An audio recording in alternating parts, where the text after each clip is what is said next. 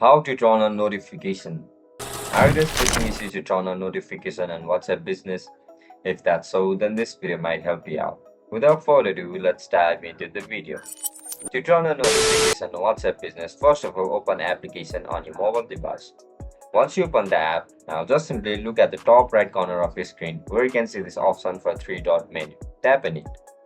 After you click on it, you'll be able to see this option for settings.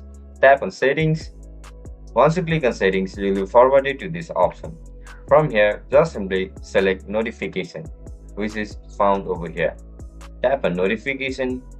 After you click on it, now just simply toggle all these options to get notification from WhatsApp Business application. Once you turn on all these options, you will be able to get notification from WhatsApp Business app. That's it, guys. That's how you're going to turn on notification on WhatsApp Business application. If you guys found this video helpful, don't forget to like, share, and subscribe to our channel. I'll catch you up in the next one. Bye bye.